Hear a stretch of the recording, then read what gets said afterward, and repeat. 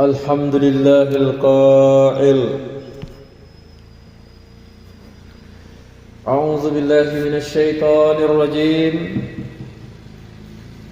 وما خلقت الجن والإنس إلا ليعبدون صدق الله العظيم أشهد أن لا إله إلا الله وحده لا شريك له وأشهد أن سيدنا محمدا عبده ورسوله اللهم صل وسلم وبارك على حبيبنا وشفيعنا محمد أشرف الأنبياء والمرسلين وعلى آله وصحبه أجمعين والتابعين لهم بإحسان إلى يوم الدين. أما بعد أيها المسلمون أوصيكم وإياي بتقوى الله. فقال الله تعالى يا أيها الذين آمنوا اتقوا الله حق تقاته ولا تموتن إلا وأنتم مسلمون. Ma'asyiral muslimin rahimakumullah. Saya berpesan kepada diri saya dan menyuruh kepada sidang Jumat yang dikasihi sekalian, marilah sama-sama kita bertakwa kepada Allah Subhanahu wa taala dengan sebenar-benar takwa, dengan melaksanakan segala perintahnya dan menjauhi segala larangannya. Semoga ketakwaan yang kita usahakan akan dapat meningkatkan tahap keimanan, memperkasakan benteng ketahanan hati, serta meninggalkan dan meninggikan darjat kita di sisi Allah Subhanahu wa taala. Sekarang kita sudah pun memasuki pertengahan tahun Baharu Hijrah. Mimbar pada hari ini akan membicarakan khutbah yang bertajuk Ibadah Kunci Hijrah Sejati. Sidang Jumat yang dirahmati Allah mengimbau kembali maksud utama penciptaan manusia di muka bumi ini. Tidak lain dan tidak bukan adalah untuk memperhambakan diri kita kepada Allah Subhanahu wa taala, yaitu dalam erti kata yang lain dengan tujuan memperbanyakkan ibadah dan amal soleh dalam kehidupan seharian. Firman Allah Subhanahu wa taala di dalam surah Az-Zariyat ayat 56 yang disebutkan di awal khutbah tadi. A'udzu billahi minasy syaithanir rajim. Wa ma khalaqtul jinna wal insa illa liya'budun. Shadaqallahul azim. Maksudnya, dan aku tidak menciptakan jin dan manusia melainkan supaya mereka beribadah kepadaku. Ayat ini menegaskan hakikat paling asas kewujudan manusia dan jin di muka bumi, yaitu untuk beribadah kepada Allah, bukan untuk hidup bebas tanpa arah, bukan untuk mengumpul harta atau mengejar keseronokan dunia semata-mata, akan tetapi untuk menjadi hamba yang tunduk, taat dan beribadah kepadanya. Maka atas dasar inilah terjadinya peristiwa penghijrahan Nabi sallallahu alaihi wasallam ke kota Madinah. Ketika umat Islam ditindas oleh kaum musyrikin Makkah untuk melaksanakan ibadah kepada Allah, datanglah pertolongan Allah dalam bentuk perintah agar baginda Nabi sallallahu alaihi wasallam berhijrah ke kota Madinah. Sidang Jumat yang dirahmati Allah Subhanahu wa taala, peristiwa penghijrahan Nabi sallallahu alaihi wasallam dari Makkah ke Madinah bukanlah semata-mata strategi menyelamatkan umat Islam pada ketika itu, bahkan ia lebih kepada satu ibadah pengorbanan dan ketaatan mutlak hanya kepada perintah Allah. Di tengah perjalanan penuh ujian, ibadah tetap menjadi pegangan. Solat, zikir, sabar dan doa sentiasa menyertai langkah baginda sallallahu alaihi wasallam. Hijrah Nabi sallallahu alaihi wasallam berlaku di saat tekanan musuh semakin memuncak. Namun apa yang terjadi? Apa yang menjadi kekuatan baginda bukanlah bilangan tentera atau kelengkapan fizikal, tetapi kekuatan rohani yang dibina melalui ibadah di Gua Tur dalam suasana genting. Nabi sallallahu alaihi wasallam dan sahabatnya Sayyidina Abu Bakar As-Siddiq radhiyallahu an tetap bermunajat, bertawakal dan menyerahkan urusan kepada Allah. Inilah bukti bahawa ibadah adalah tiang kekuatan dalam setiap perjuangan. Allah Subhanahu wa taala berfirman dalam surah An-Nisa ayat 100, A'udzu billahi minasy syaithanir rajim. وَمَنْ يُهَاجِرْ فِي سَبِيلِ اللَّهِ يَجِدْ فِي الْأَرْضِ مُرَاغَمًا كَثِيرًا وَسَعًا. Sadaqallahul azim.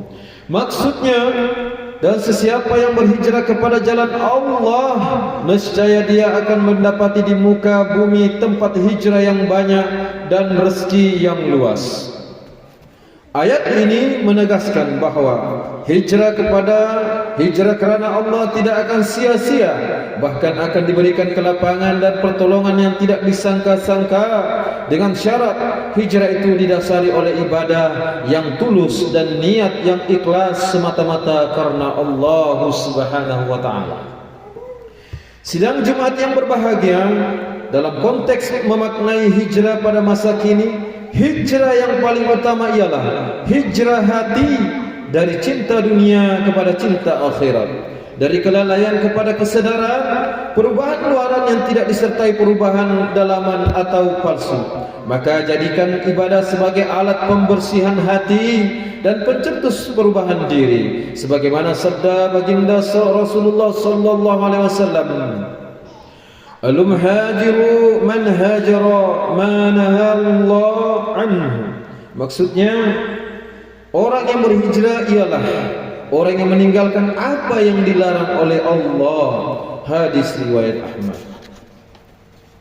Hadis ini membawa satu pemahaman yang sangat mendalam tentang konsep hijrah. Hijrah bukan semata-mata perpindahan fisikal seperti dari Mekah ke Madinah, tetapi ia lebih utama ialah perpindahan rohani dan perubahan dalaman, yaitu berhijrah daripada maksiat kepada taat, daripada kejahilan kepada ilmu, daripada kelalaian kepada kesedaran. Maka orang yang berhijrah dengan sejati ialah orang yang menjadikan akhirat sebagai matlamat utama. Dia tidak menjadikan dunia sebagai tujuan, tetapi hanya sebagai wasilah, yakni alat untuk mendekatkan diri kepada Allah Subhanahu wa taala. Sidang Jumat yang dikasihi sekalian, tahun baru hijrah bukan hanya untuk dikenang, tetapi juga untuk dihayati. Ia adalah peluang memperbarui tekad dan memperkukuh hubungan dengan Allah Subhanahu wa taala. Jadikanlah ia permulaan kepada perubahan yang hakiki, yaitu perubahan yang dibina atas ibadah dan takwa. Proses untuk hijrah diri kepada yang lebih baik bukanlah sekali dalam seumur hidup. Ia perlu dilakukan berkali-kali sepanjang hayat. Selagi masih ada kelemahan, dosa dan kekurangan dalam diri, maka setiap hari adalah peluang untuk memperbarui hijrah, dan ibadah adalah kuncinya. Hijrah yang dimulai dari hati disuburkan dengan ibadah dan diteruskan dengan amal soleh. Inilah hakikat hijrah yang akan menyelamatkan kita di dunia dan di akhirat. Justru itu, sebagai rumusan khutbah pada hari yang mulia ini, ingatlah pesanan berikut. Yang pertama, hakikat paling asas kewujudan manusia dan jin di muka bumi adalah untuk beribadah kepada Allah Subhanahu wa taala dengan memperbanyakkan amal soleh selagi diberi peluang menghela nafas kehidupan di bumi yang bertua ini. Yang kedua, peristiwa hijrah Nabi sallallahu alaihi wasallam dari kota Mekah ke kota Madinah bukan semata-mata strategi menyelamatkan umat Islam, bahkan lebih kepada satu ibadah pengorbanan dan ketaatan mutlak kepada perintah Allah Subhanahu wa taala. Dan yang ketiga, orang yang berhijrah dengan sebenar-benarnya ialah orang yang menjadikan akhirat sebagai matlamat utama dan tidak menjadikan dunia sebagai tujuan semata-mata. Kuatkan tekad untuk untuk menjadikan ibadah sebagai kunci hijrah sejati. Bangkitlah dari kelalaian dan mulakan tahun baru ini dengan semangat untuk berubah. Mari kita renungi firman Allah Subhanahu wa taala dalam surah Al-Ankabut ayat 69. A'udzu billahi minasyaitonir rajim. Walladzina jahadu fina lanahdiyannahum subulana wa innallaha lama'al muhsinin. Sadaqallahul azim. Maksudnya, dan orang-orang yang berusaha dengan bersungguh-sungguh kerana memenuhi kehendak agama kami, sesungguhnya kami akan memimpin mereka ke jalan-jalan kami yang menjadikan mereka bergembira serta beroleh keredaan. Dan sesungguhnya pertolongan dan bantuan Allah adalah berserta orang-orang yang berusaha membaiki amalannya.